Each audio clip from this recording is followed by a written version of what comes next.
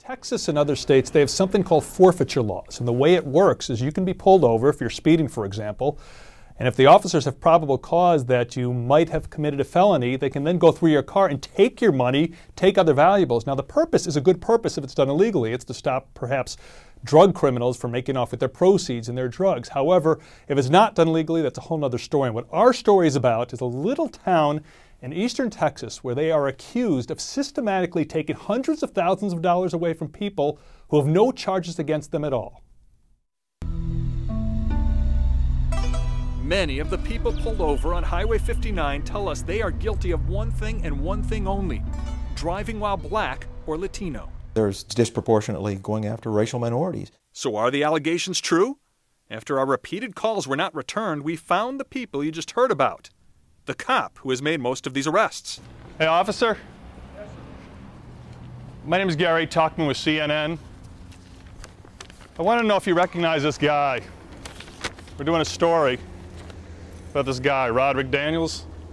He was pulled over here by you a year and a half ago, and you took his money and his jewelry. Do you recognize him? The district attorney. We located her at a fundraiser. Ms. Russell, do you have any comments about these allegations regarding the forfeiture accounts? Ms. Russell?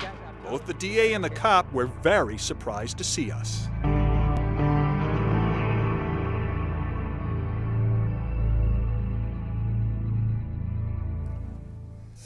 Now, the district attorney is accused of being at the forefront of all this. In legal papers that have been filed, everyone that's been sued in the city and the county say they've committed no crimes whatsoever. A lawyer for the district attorney says the district attorney is in compliance with the Texas Constitution and the United States Constitution. But there are so many questions that have been raised here, we felt it extremely necessary to try to find this district attorney, to try to find this police officer, come up to them with the microphone and the camera because they wouldn't return our calls, and get some answers to our questions, where we found them, what they said to us, and what they didn't say to us. Make for a very interesting story, and it's a story we'll tell tonight on Anderson Cooper 360, 10 o'clock Eastern, 7 o'clock Pacific. Before we have the opportunity to watch the report tonight, though, you said, of course, raising so many questions. Let me raise one right now. The money, the jewelry, whatever else may be taken from the vehicles, where is it going?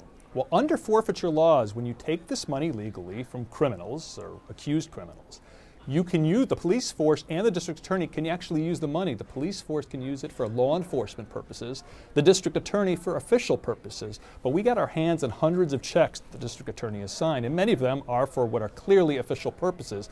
But other checks that we saw were used to buy Halloween costumes, were used to buy Double Bubble and Bazooka gum for a party, were used for barbecues. And one check in particular, Melissa, was a check for $10,000 that the district attorney wrote directly to the officer who pulls over most of the people for what are described as investigative costs.